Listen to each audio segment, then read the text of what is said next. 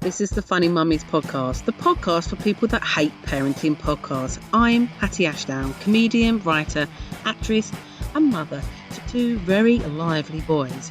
Each show I'm joined by funny mummies from the world of comedy, arts and anyone who can help us in this crazy world of parenting. So settle in as we find the funny side of parenting and being bloody great women. Hello, you're listening to Funny Mummies for the Other Woman show on Soho Radio. Welcome to series 2 of Funny Mummies, our check-in on the lock-in special. So how are we all doing? Looking after yourself, I hope, which for me has meant being a bit too friendly with the foodie treats because, you know, I deserve it. I've done whole days of homeschooling in my pants and it might be the end of the world, so chuck another chocolate digestive down my neck. But now, as we hit week, what is it, 10? Is it 10? 34. No, shut up. We now start to live with this pandemic as the new normal. And as the government say we can meet 6 people in an open space, I better lose those pounds. But at least I don't have to shave my pits because we're still 2 meters away. So what I've been doing is, oh my gosh, if you've been following me on our Instagram account, I've been doing intermittent fasting, which is okay for the most part, but it's always the battle between I want to lose weight, but man, I need that drink and some pasta now. So we come to our topic today, which it isn't diet. Thank God, don't worry, but I'm sure that will get covered. It is eating, of course. So please welcome, as always, unless she's organising a street party, it's I've forgotten his name. I've left a blank in, I didn't put it in. But, you know, the other one to Elton John, she's the other one to my Elton John. It's Gemma Beagley. Yay. Bernie Taupin or That's David Furnish? Both of them. Or Kiki D. I'll go on. You're all of those to me, darling. In joke, she hates a street party. Our guest today, she's a previous guest, so this is an official check-in just to make sure she's alive and she's well. She's a stand-up writer and actress. Yes, she's all of those. You would have seen her in TV things like Motherland, Cuckoo, the Maggie, and I can't remember the whole name of that program, but I saw her in it. I'm a really good presenter, aren't I? Whatever happened to Maggie something? Anyway. And there's this really good website called Google. It's really good. You should check it out. I don't get time. And live at the Apollo, that bloody clip on that about tantrums was one of the most shared. Let's just say that. Her Edinburgh show, Hench, was nominated for Best Show. She's a regular co-host of Guilty Feminist and her own podcast, Hoovering, about eating. It's my charm and yours, Jessica Fostekew. Yes. Hello. You know what I did? I left little gaps to fill in things and I forgot to fill them in. But, we had Kerry Howard on here, the first one of the series, and of course she was in the Maggie, the new Dawn French series. The Trouble with Maggie Cole. That's it. I got Maggie Cole right. Yeah, when we were making it, when it was in production, it was called, because it's all about a village and gossip, and Dawn French's character is called Maggie Cole, incidentally, and it had a brilliant title. It was called Glass Houses, as in. Oh, you know, don't throw stones in. But it was brilliant, and we all got these lovely like tea towels and tote bags and all these lovely prezzies off. Did you? Glass House. I know. I got a bottle merch.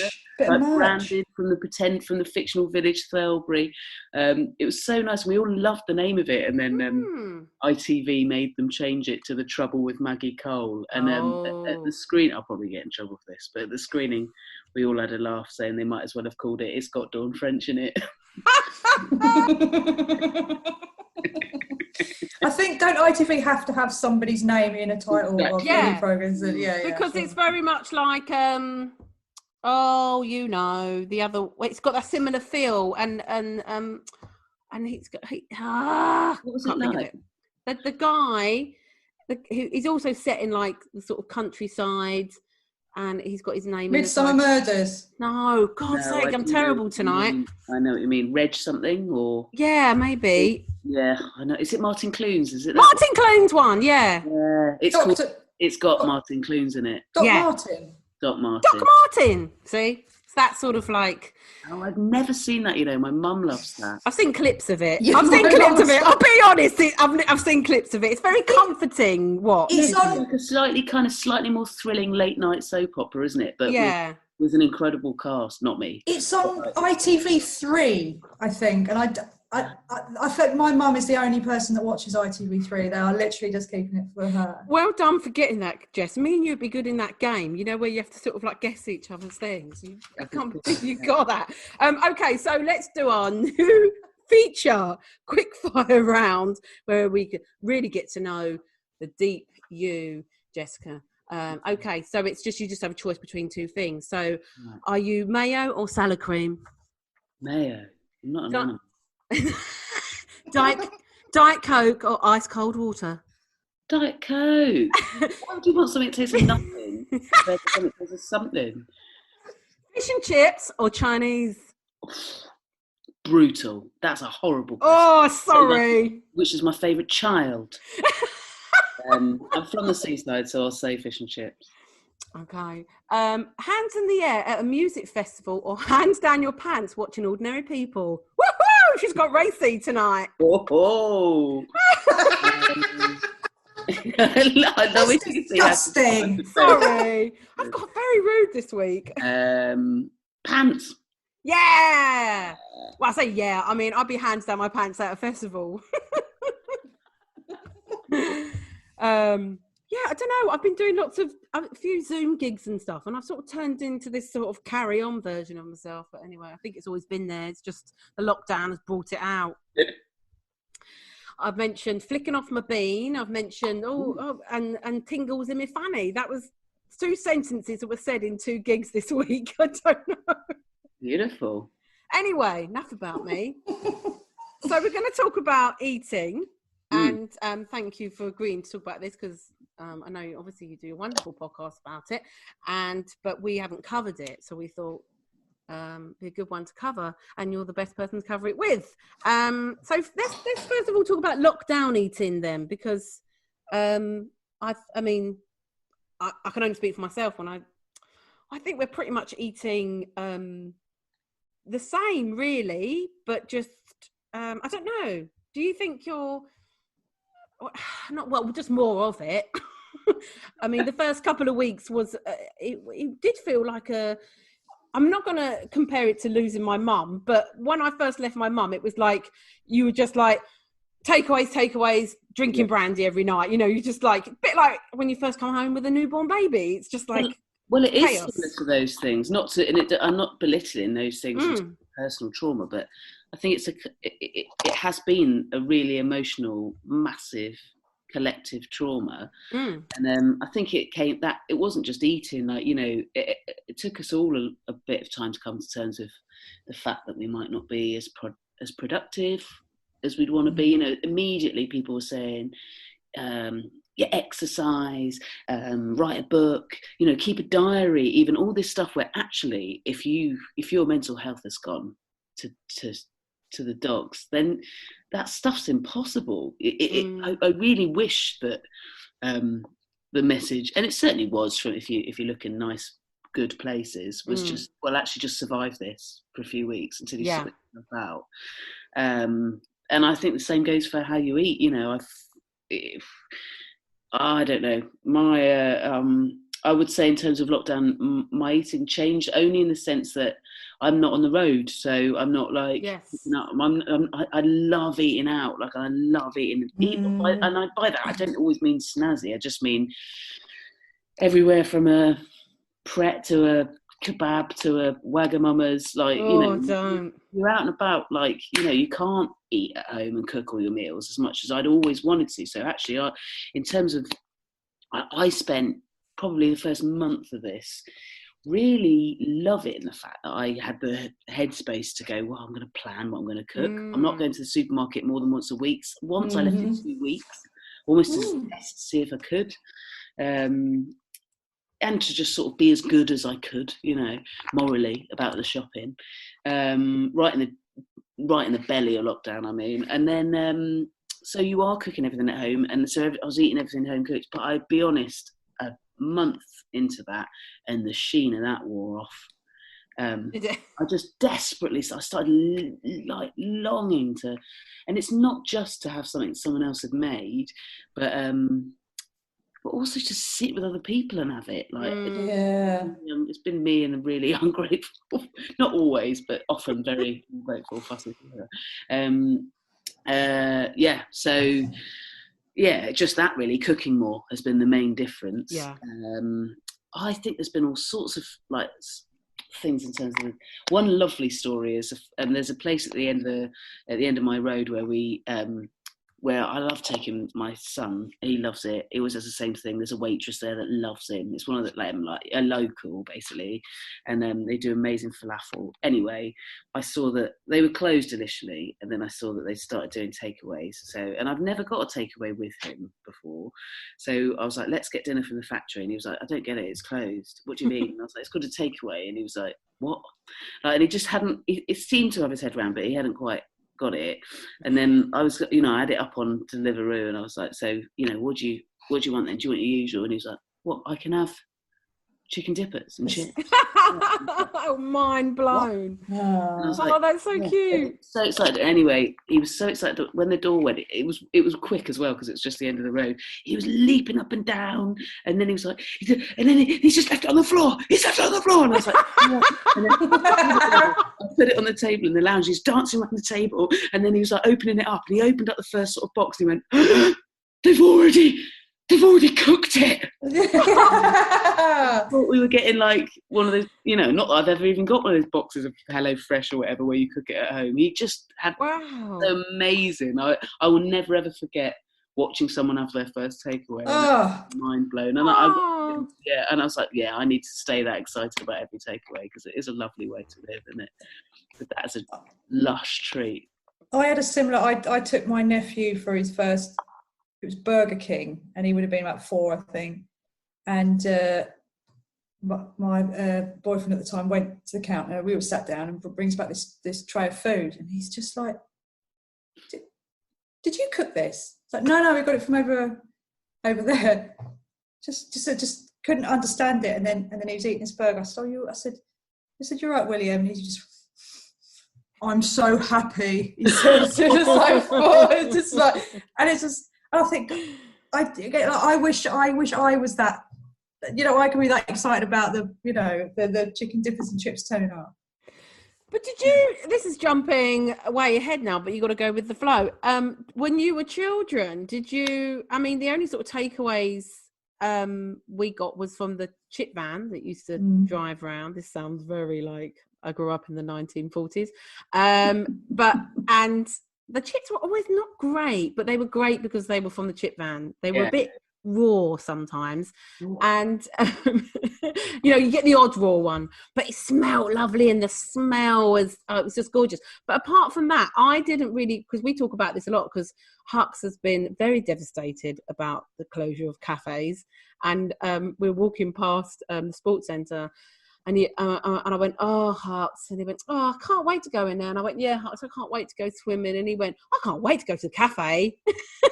So he's a cafe living boy, but I, at his age, and he's 4.5, nearly 5, not long to go. I don't think, maybe I went to a wimpy party, but I definitely didn't go to cafes and restaurants. And the only takeaways I remember was the chip shop, really. Yeah. At that age. We had fish and chips every Friday. Every Friday we'd have fish and chips. By the sea, both of you? No. But I don't think I went to a restaurant till I was about 12, 13.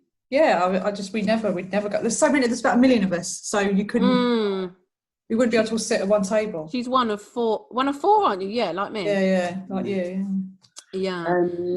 Mine was, I grew up by the sea, so we definitely had fish and chips, but not with any regularity. Right. They were, I do fundamentally agree, Hats, that I think the smell of salty chip shop chips, nothing better. Yeah. Nothing. My mouth's just gone. Yeah. I do think the smell's always a bit better than the taste, apart from maybe 2 times where I've had some chef's done some magic. They were good. Like, that is, I still love fish and chips. That's why I hated that call you made me make earlier. relationship. You see, I think I would have said Chinese because my Chinese takeaway does very good chips. It's not as good as Oh, chip shop. stop it, Chinese bloody chips. You not like Chinese chips? You don't get chips from the Chinese. I do. Am I really common? Oh my Hatty. God. What's Dear it? goodness. I want to try it. Now, do you know what? That's one of those things. It's like, it's just it must just be like, well, lived experience, but then also what stopped me? It's only snobbery. I've never in my life. But I'm snobbery about curry. If someone gets curry and they get chips, I'm like, oh no. Oh, really? Yeah. In Wales, it's really normal to have half and half rice, half chips with your curry. Oh. And I had it like in this, somewhere I was going for a gig. They were like, do you want half and half? And I was like, pardon? She said, do you want half and half, chips and rice? I was like, yes. And it was so good. It's such a great idea. That is a great idea. I wonder if it's like a further up north thing because I don't know if you've had any northerners on your show say about this, but obviously this is a question you asked them. But I remember when I went to visit a northern boyfriend of mine's parents, and I was saying what I wanted. I can't remember, and his dad was like, "Do you want full or do you want half portion?" And up north they do like half portions. So if you're getting your tikka, I don't like that. That's a bit of shaming, isn't it? You'd be like, It's a bit. full portion, but now that you've asked, the boyfriend went, "Dad, let her have a full portion." well, these days I'd be like, "Fool, you idiot! Who do you think you're talking to?" But as a younger woman, I'd be like, Yeah. half. And then So is that just a northern equivalent of saying, say when? Is it like, say when, you know? Yeah. I liked it though because sometimes like, oh god, this is so boring. Not But, boring. It's not. if I'm getting okay, let's talk about a typical order. If I'm getting a curry, I might get tikka masala and then some sides. But I can never What eat sides? the whole What tikka sides you getting, masala. I'm getting sagaloo, and then I'm getting sag paneer. Yeah, boy. Oh, cheesy. And then I'll get some. I'm trying to watch my weight so I don't get. You are speaking to the wrong fucking You person. are speaking to the wrong fucking person, mate. So why? I mean, it's just the last thing. I know. Don't bother. So if I'm feeling like I want it better be good, I don't get a garlic naan. I get a paratha, darling. And what's absolute bollocks? I'm sure there is so little difference. I know. And then I'll get, wait for this, coconut rice. There you go. But curry? Yeah. It's a popular choice, apparently. Yeah. Do you know what? I don't mind coconut rice. But what does offend me is coconut and egg fried rice from a Chinese takeaway. Don't want a coconut near my egg. No. I can't believe this is what we've dived in at. So we were talking about what about you, Gemma? Lockdown eating? Do you feel like it's well, I'm a milk planet. Is your son a good eater? I can't. He's not bad. Oh no, we've had this. He's beige. He's beige like Huck. He's beige like me. I mean, if I tell you what I had for dinner tonight, I had my friend FaceTime me before this Zoom call as I was eating dinner. She's, "What are you having?" I said, "I'm not telling you because I'm embarrassed." I had 2 chicken Kievs and 2 fucking bird's eye potato waffles, mate. Not one bit of green on my plate. Not one bit of green. And that's where I've got. See, before lockdown, I wasn't eating beige. I was cooking and freezing, batch cooking, freezing, planning meals, all that sort of stuff, just for convenience and money. Forget it's out the window. Really? Oh my god. You can only do it for so long. Like it's not the olden days. I think there was like a nostalgic loveliness to it, and then actually, well, I can't even. Oh, yeah. There's so much joy in a beige. I think have a bloody beige dinner, mate. Just shift the shame. There's so much. I'm gonna. It's so hard not to get all high horsey, but there's so much unhelpfulness and snobbery. There's a brilliant Grace Dent article on this about the way people talk about processed food, the way middle-class food writers talk about it, and now it's in all of our language. Just words like junk food, rubbish, crap, dirty burger, like all of that language. It's all fun and it's all fine, but ultimately it's all snobbery. It's all class snobbery at the end. Yeah. It's bollocks. I mean, there's fine, like it's not nutritionally balanced, but if you detach all your class preconceptions and then all of your like emotional attachments to what you feel you should or shouldn't be eating, and shame in like, you know, like all these ideas on being good and being bad, if you take that all away and just have a nice time, you have a really happy life. Hooray! There she goes, you see. Well, my dream is to open a cafe and just sort of call it kids dinners, and like, because that's all we all want. We all want to have some, you know, waffles and beans and I've never not got waffles in my freezer ever. Oh, really? Oh, I learned off Aisling B actually that you can do them in the toaster. Oh yes, I forget about that. That's a good question actually. What do you always have in your fridge and freezer? Well, it sort of shifts, but in the last couple of years, I never won't have waffles. It's so quick. It's just so quick, and they're lush. Yeah, we call it a panic. Like there's certain things that like, if we haven't got them in, it's like, you know, I don't know, the bread panic obviously is typical, but that's typical. But yeah, waffle panic, we'd call that. What do you always have in, Gemma?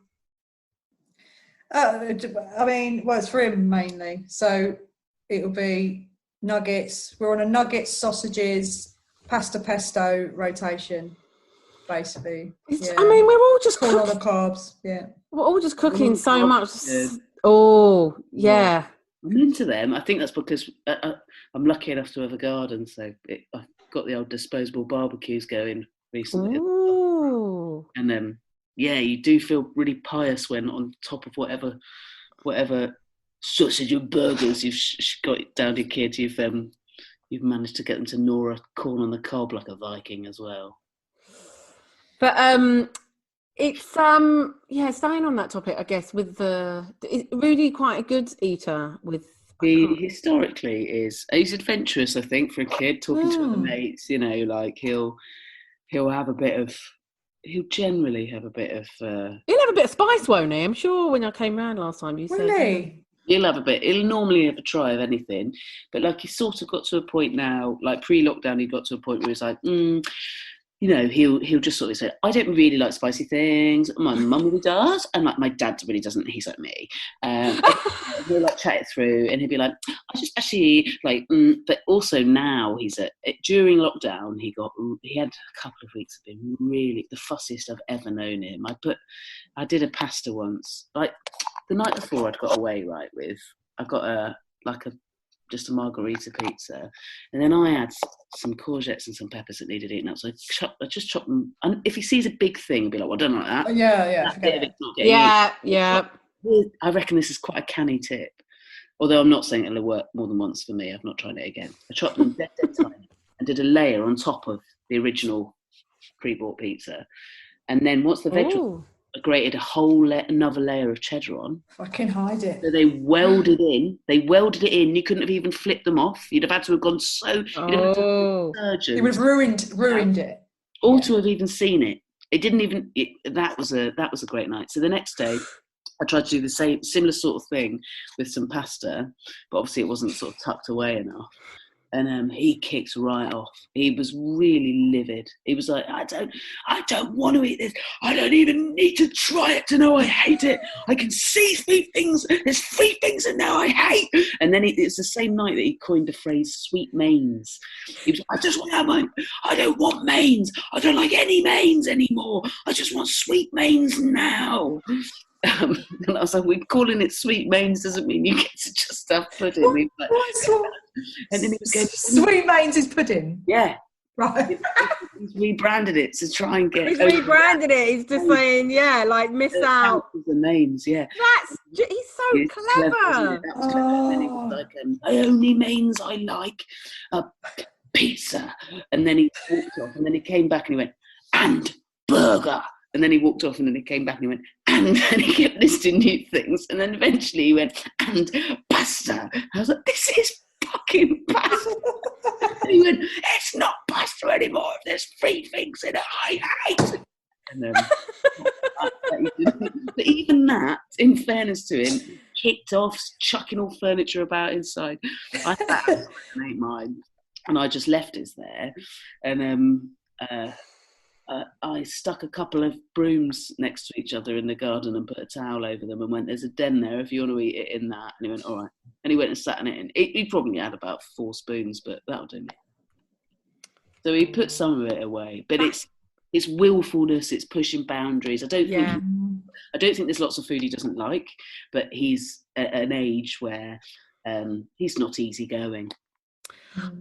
I think well, I bloody hope that is, because ours are about the same age, and well, all our boys are. Alistair's the oldest, I think. He's October, yeah. So he's already 5. Yeah. But I think, I hope it is. We have such issues with Hux and his food now, but I think it is like, I mean, especially with this lockdown, because it's just like, you're just cooking all the bloody time. And I really shouted, was it, I don't know, they're all rolling into each day, but yesterday I really shouted at him because I put the plate down and I must have got, like 4 meters and he's got down and I've gone, what? And he's like, I don't like this. And it's the same, shouting. And it is just because he's got set meals that he likes. And like you say, it's not, see, I couldn't hide. He's such a detective. You should see him picking off, there'll be like little tiny herbs. It'll be like a pasta has to be so plain. But if he sees little tiny bit, and I don't mean pepper, I mean like, like mixed herbs that he's picking. Do you know what he was doing the other day? He likes burger buns, but he doesn't like the ones with seeds on. And he was picking off the fucking seeds. Do you know what this is? Because of the fucking brioche. There was no fucking brioche when I was a kid. Shiny bread. They love a shiny bread. So it is just a battle. And then I've got Buster, who's nearly 2, and he, oh my God, he eats everything, Jess. He eats everything. It's amazing. And like we did a long long distance picnic with my sister and my niece went, I don't think I've seen Buster stop eating. And what does he? I mean, he's nearly 2. He shouldn't be eating crayons and that still, but he does. I think he just has to have something. I think so. Really? Oh, I don't think he has to. What was the worst one? Oh, the other day I've got so this is so embarrassing. I do feed him a handheld Hoover that my husband got me for Christmas. I did ask for it. I know, so modern. And he was, I caught him with it, and he likes to play with it. And fuck it, I let him play with it. It doesn't, no offense, but it doesn't suck very hard. I think it must have got me a cheap one. And so I let him play with it, and then I caught him, and he's shaking stuff out of it, and he's found an old bit of satsuma. Oh fuck! One eating nothing, and the other one eating his scraps. He will eat what he leaves. It's just, but and Hux was never like that. So I do wonder whether I think Hux is just going to be. Hux is a bit like me, to be honest. I was a bit funny. I was picking off things and stuff. Up until a certain age. I was chatting to my mate the other day, and we were talking about the whole eating thing, and she was saying that, oh, so and so's good. He's a good eater. Oh, well, we've always eaten together. He's always eaten what we've eaten. And oh God, and instantly I just feel inferior. But what do you think about that? Do you believe them? What the whole always?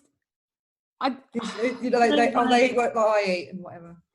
Well, then again, I think they might not be balls out lying, but ultimately. Do you mean?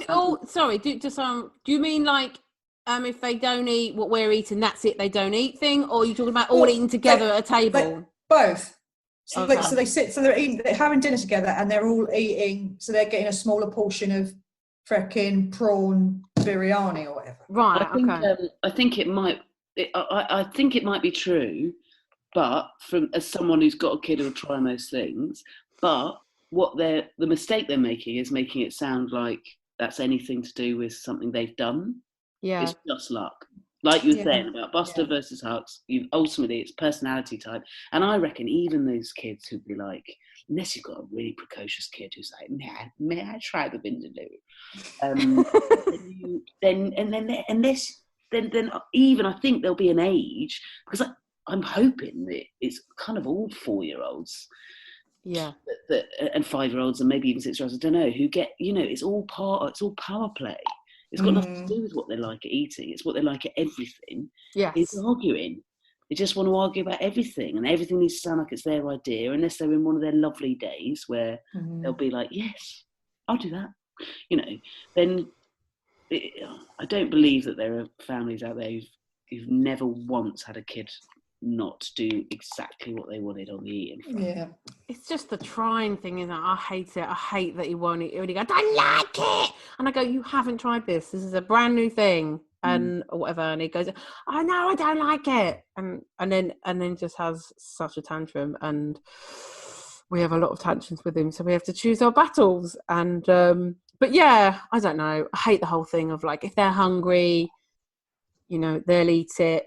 And sometimes if you've had a day and he hasn't had many snacks, I'll be honest, I do notice that he's more likely to try things, but I can't always do that because I just want a quiet life. Yeah, you also need to get through that day. And a quiet life of snacks. Without many snacks, it was just a particularly distracted day.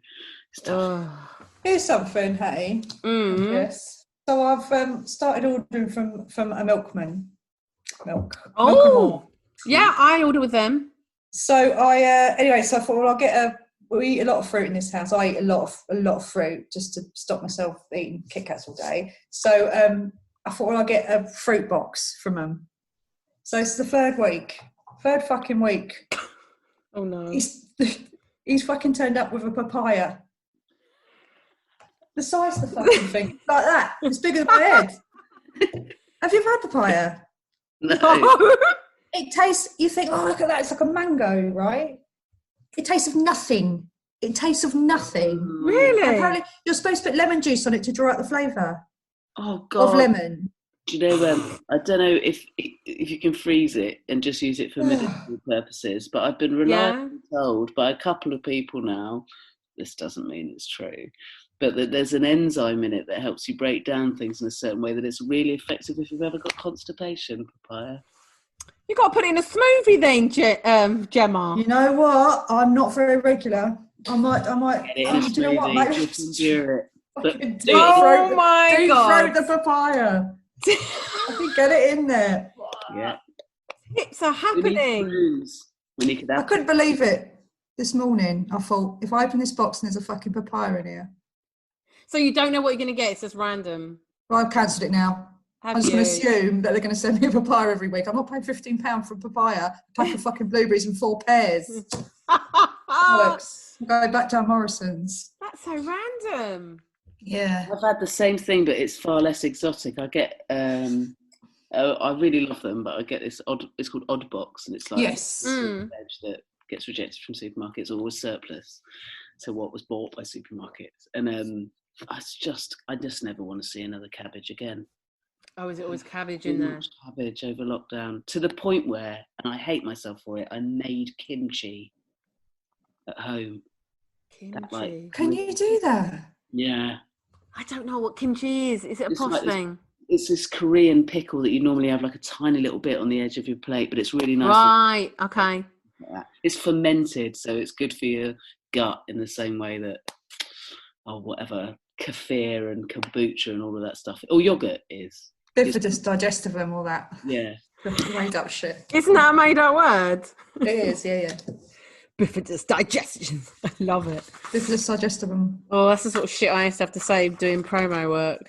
God. Yeah, you just get, well, Jess knows a bit about doing promo work. You just get told all these words you're meant to say for different creams or something. It's got all this. Anyway, we can sell anything to anyone. Okay. We've sort of covered the kids, I think. So, obviously, Jess, you do hoovering, and I thought it's a bit of a big question, really. With you, I just thought about what have you learned from doing your podcast, like talking to so many different people. I know it's hard to answer that in one word or one line, but is there anything particularly? I mean, how many series have you been doing now? Oh, I don't know. Do you know what? I've not done it as a series, but it was 2 years in January this year, so a bit years. That makes sense because I was pregnant when I did yours. So that was quite early on. When I bought you that shit soup, was that another time? It wasn't shit. That tasted of nothing. I'd have taken a papaya over the shit soup I bought. Anyway, I've got a little curse on Hattie. I feel like I never make. It feels like she doesn't do well with things that she's cooked me because it was soup. And then what was something else that you felt didn't go well? Banana bread. Oh, I made you something way too spicy. You came round and I made this like cod in this like supposed to be very mildly spicy tomato base with like tahini on the top, and you were like, and the best thing you could think to say was, "I'm getting it down, me. I'm getting it down." No, I'm getting through it. I think I said I'm getting through it because you said you were right. I went, I'm getting through it. I felt so bad. I honestly, I did enjoy. I do think I have some kind of weird almost allergic reaction with chili because I think there was a really hot chili in it. It's never turned out that hot before. Those big red chilies, they're not normally that. Sorry, Hats. I have a weird thing because I kind of like spicy stuff, but it's like it doesn't like me. It's like it's literally my tongue is on fire. And I can't understand why other people don't feel it. I'm like, are you not getting this as well? My mouth is on fire. And well, that sounds physiological, though. People don't have the same experience. It's fair enough. I won't make you anything with a chili in again, Hats. Wow. I honestly, I did enjoy it. But I was pouring quite a lot of the wine. That was my ploy all along. Guess I stories.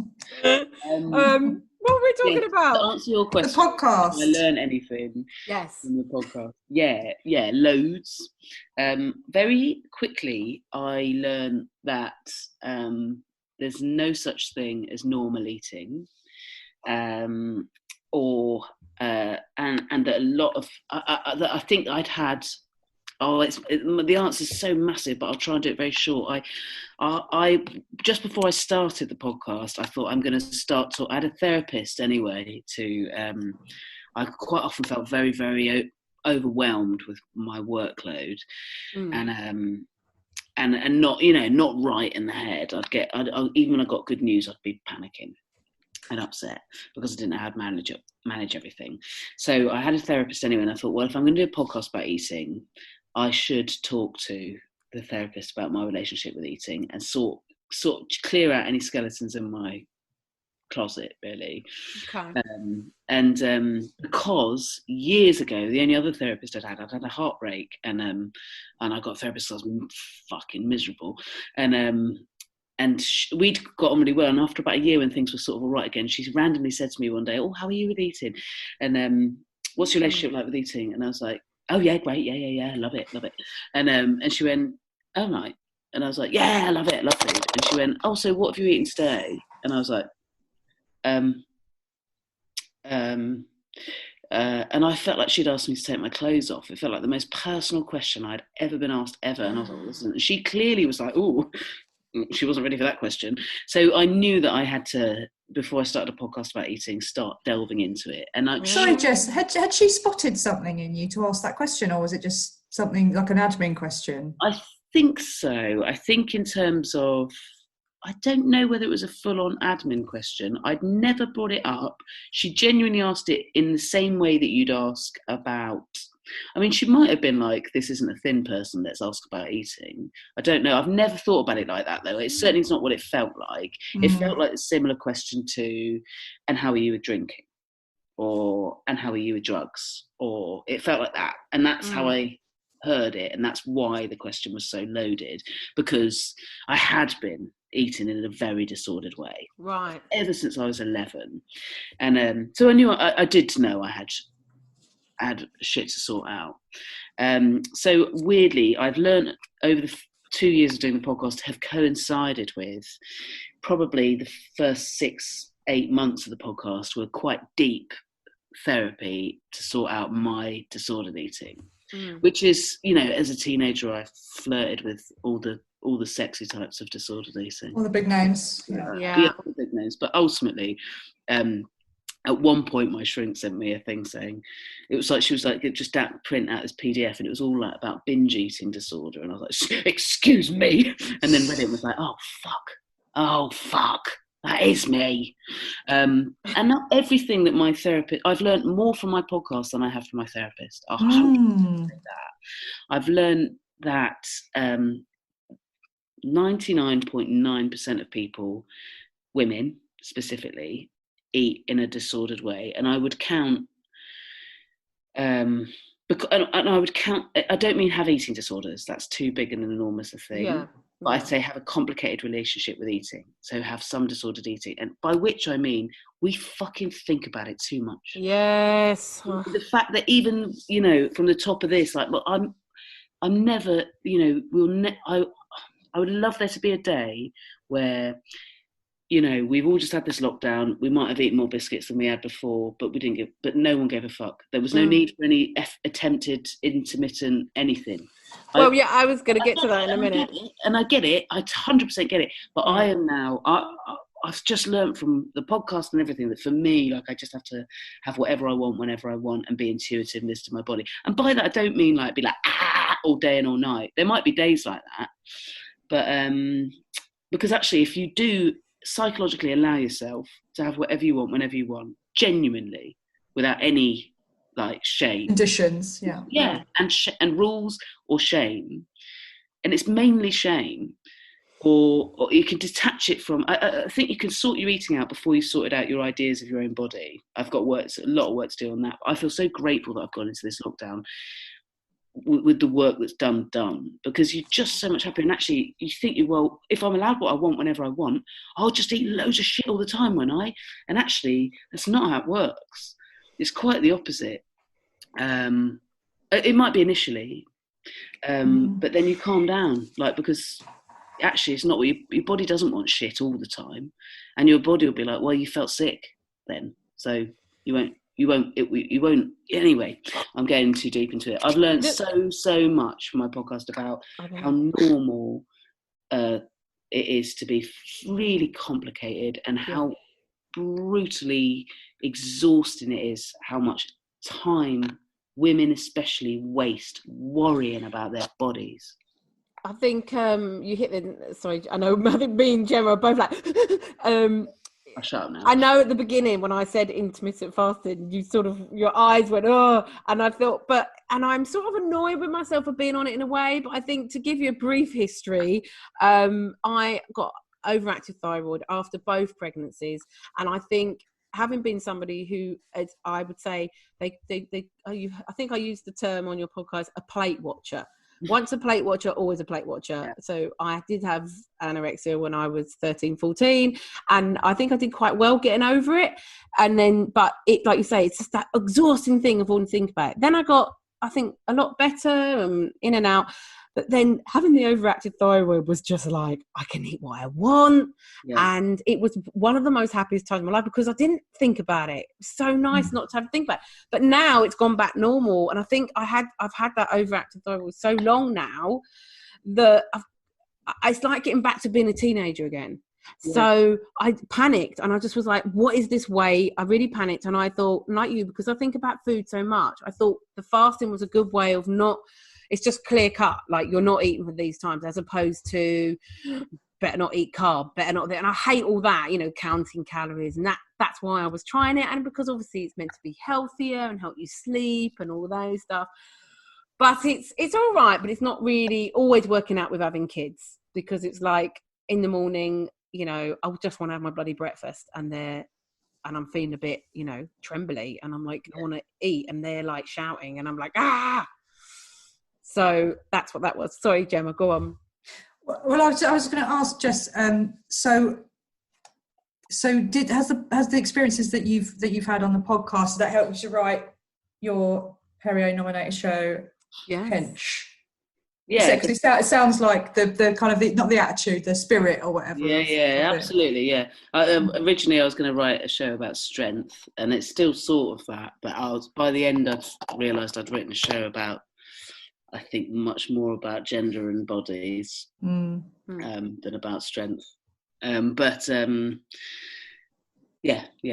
answer to that, really. But I also did want to say, like, hats, no judgment. Like, I just think it's zero fucking judgment, honestly. Like, and I think it's the noise in the world for women to not be fat, essentially, or whatever their idea of fat is so loud that I would never, ever, ever, ever, ever judge anyone, because I'm hearing it too. Like, and I know how hard it is not to listen. It is possible to not listen eventually, but not for everyone. I'm very lucky, maybe, that I've immersed myself in I remember did a thing, I spoke to Sophie Hagen, who's really interesting, intelligent, fat activist, and she sort of curveballed me by going, how do you do that podcast? How do you talk to all these people who are talking about what diet they're on all the time, and saying toxic stuff all the time? And I was like, I never thought about it like that. I've only taken good. Like, I've never once, like, in the context of conversations exactly like these, really, there's no judgment. Everybody's just getting by with however they need to get by. It's, it's just, it's fundamentally that thing, isn't it? I think if you just got to do what you think's going to make you happy. And I've learned that it's not caring very much what I eat. But I'm also very lucky. I like lots of vegetables and stuff, I suppose, and have access to everything I need. I think you look great at the moment. I mean, you always look great, but you can just see it. I think sometimes something just clicks, doesn't it? And it's like it's clicked in you, and that I want to get there again. I feel like I had it and then I lost it again. What do you mean, though? Like a good attitude with food and stuff. Right, I mean, yeah. But also remember, like, I know we're allowed our 6 mates now, but we're in the middle of a fucking massive bit of history. This is huge. I know, anything goes. Like, who fucking cares if our clothes are a bit tight? But that's it. I don't care. Like, my sisters are all big and a lot bigger than me, and I think they all look beautiful, and I think they look great. It's not about. It's just how you feel. It's cliche. No, I know. But also, it's normal. I think that's my point. It's normal. Everybody, they're going to have days during this, but we've not seen anyone. I saw some mates I hadn't seen for a little while, 2 of them from very far away, outside, obviously. And we all came away from it going, God, I've got no social skills. I was so excited about it, and then got there and was like, where's the loo? Like, it was so hot. Oh, God. We all have 0 chat.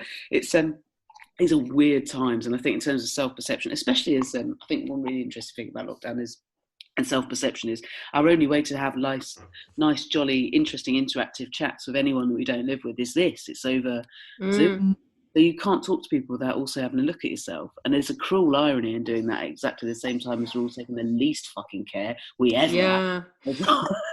Well, you'd agree, Gemma, this series, since lockdown, they've been very deep, haven't they? All of them. It's like something about Zoom, and I don't know if it's Zoom or just lockdown, the whole thing. I think that the podcasts have been quite deep, much deeper than when we're all good. I think that's an upside of how much time everybody's spending in their own head. Yeah. I think as well that like this is as a medium has been interesting, completely flipping the bloody subject now, but there's a guy that in real life is creepy. He's just got creepy aura, but just creepy. It's just something creepy about it. But you know what? Online, he's not. It's like the creepiness isn't there. It's like it's like he's found his medium. That's kind of how he's a sort of not a creep. So he's delighted, and you can tell that he's delighted that he doesn't have to go out and he can just appear as a head on a video. I've seen that with some, I'm not obviously going to name certain comedians that doing certain things online, and I'm like, think you really work online. It comes across funnier. Certain things that you're saying, they are saying. The sociopaths hats. The ones with the dead eyes. Oh God, we've got to finish up soon, but we've covered all that. This is we can sort of, it'll G it up a bit now. Not that it's not been G'd up, but you know what I mean. Right. Sorry if I pulled it down. No, not at all. But what I'm trying to say is I don't want this to seem flippant. Flippant. That's the bloody word I'm looking for. I was going to say, you always say you're professional twerp, Jess, on your because my sister says the word twerp, and then I was like, where does it really come from? The word twerp. Oh, I don't know the etymology. It's just a lovely twit and twerp. Lush little words, aren't they? Yeah. My sister said we were on a sister Zoom chat, and she said, this bloke came in. She works in Asda. She came into Asda. He's a right twerp, and blah blah blah. And she was just like twerp. And my other sister she was like, well, I think we can all take from today. I was going to say the lovely thing about lockdown is spending time together on Zoom, but really we've all learned the word twerp. So it's all become. It's now our WhatsApp chat is just the twerps. So what we'd like you to do is take us through a child-free night out. So you have to tell us what you're eating, what you're wearing, who you're with. I mean, you could be on your own if you really wanted. Where you're going, and you can go anywhere. You can get a helicopter. We've now got a standard question: have you ever been in a helicopter? No, I haven't. That's end of that feature. Don't just scrap that idea. Let's scrap that feature, Gemma. There's not enough people that have been in a helicopter to work that question. It'll be very amazing random. when you get one that does that. We've had one. That's it. It's just like some stupid thing. Anyway, you just brought our ratio down to 50% now, Jess. Sorry. So Don't scrap the feature because So you're on your night out, I'm sure, which now would obviously be an absolute dream. Yeah. All right. Well, I'm going to do maybe a sort of fantastical amount of things for a one night out. And then just really cram it all in. So we'll start I'll start it in the afternoon and we'll go for dim sum, like all Chinese dumplings and little bits and bobs. Chips. I won't get chips. No, it's Chinese food, Hattie. Oh, you're just so making me want chips now. I know. I would like some chips. And then I'm gonna go bowling, 10-pin bowling. Not very good at it. Always loved it. Then I'm gonna go to the cinema. I'm gonna watch 2 films on the bounce. Snacks during that will include the nachos with the filthy hot yellow, whatever that is, and chilies, and popcorn, and a snuck bottle of wine in. Now I'm a grown up. I'll do all of this with my girlfriends, Steph. And then I'm just going to say who you're with. Okay. Yeah. And then for the bits like bowling, we'll meet up with my absolute best mates in the world, all of them. Absolutely all of them. Please may there be about 100 people at each event.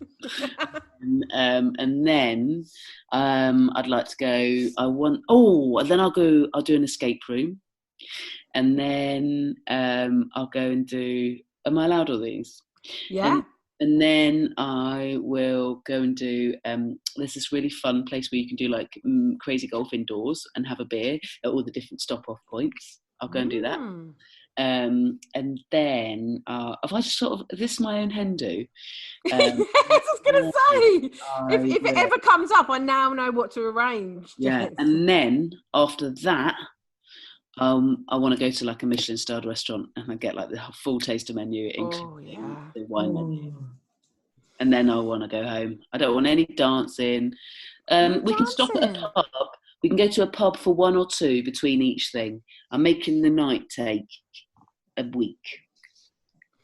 See, because I've never really been out with out. It's just been like drinks after a gig and stuff like that. And I feel like I didn't. Yeah. I'm not a singer and dancer unless it's at your birthday. Oh yeah, sorry. I feel like I put you through pain now coming to my karaoke. I know. Oh, don't get me wrong. I'll endure it for a dear friend. But it's so you like doing an activity then on a night out? I do, yeah. Bloody golf. Bloody crazy golf. Energy. If I was a younger person, if this was the dream, I love crazy golf. None of these are things I'm very good at. I'm not good at escape rooms, golf, or bowling. I just have a very nice time there. Oh, I love a pub quiz. Can I do that as well? And then if I was a younger person, I'd like to come home and play board games and take lots of drugs. Oh yeah, I like that bit. I'm coming with you for that. It's because I don't feel like I've really utilised the child freeness. If I, listening for a week, I'd like to do that again. It's been so many years. Right. So we need to finish up. Any women that you'd like to big up that maybe, just for any reason, but maybe if they're unsung a little bit? Don't worry, I've put you on the spot a bit. Yeah, I forgot that was one of the... Yeah, but I should have said, I should have reminded you. Well, I'm doing a gig tomorrow. Kiri Pritchard McLean, it's so Kiri's done a thing called the COVID Arms all through lockdown, which is every Saturday night, an online gig, and she's raised nearly 100 grand. Wow! She's on over 80, and that's over however many weeks. So it looks like this week they might. Unbelievable. Wow. Good for her. Yeah, massive. It's absolutely massive. So that's an honour to be part of. So she's like the bloody captain. With her friend Jess Lee Wilson, who's also wicked, and she runs Halon Mon Salt in Anglesey, and they do fit gin with salt in it. And they're doing it. You can buy it online. Okay. Anything else you want to ask Gemma before we finish up? If not. No, I just the only thing is my old stomping ground, the Cavendish Arms, which hosts open mic night comedy virgins. They, like every other, establishment, is shut, and they are going to run out of money, they reckon, in about a month. So they're going to be pushing for some donations soon. So if anyone listening has ever performed at the Comedy Virgins Cavendish Arms, they know that it is like a stalwart of the open mic scene for new acts, and it would be a real shame if that doesn't come back. Oh gosh. Well, maybe they can have a gig with 6 people. I don't know. What do we think that? Well, I mean, to be honest, what would be? They normally work. I was going to say. Jess, do you think we'd be live gig? Rise the roof off. We could do that for the summer, couldn't we? Yeah. Off some of these gigs. Yeah. I know certain people, promoters are scouting around at pub gardens and looking at options and seeing. I think it's a really good show, and for theatre as well. I think it'll take years to come back if we don't start thinking outside the box. Yeah, I heard something about BBC Proms or something. They're saying they might be able to do something where they have people, I guess, spaced out. Yeah, I just can't. I can't bear it. I want to cry. Yeah, I can't. It's just so awful. Yeah, I just can't. Oh gosh, and on that note. But it will all start again. It will. There'll be casualties, that's for sure. Yeah. Well, we'll still be here. We'll still be here. We've got any spare money to make you laugh. No, with Cavendish Arms. Or something. So I'll finish up the podcast, but don't go anywhere. So thank you for listening to the Funny Mummies. Keep listening, keep sharing. It's the only way people find out about us. Thank you very much to Gemma. Thank you very much to Jess. You can follow them on all the social medias. Thanks very much, ladies. Bye-bye. Thanks. Bye. You've been listening to the Funny Mummies podcast with me, Hattie Ashdown. Thank you to my panel and guests today. Edited and produced by Scott Kingsnorth in association with Screaming of Laughter, the lunchtime comedy club where babies can come too. These shows go out live on Soho Radio for the Other Woman show. See schedule for details. Please subscribe, rate and review and share this podcast. We really appreciate it, and it's the only way more people can find us. So see you next time for more Mum and Tonic.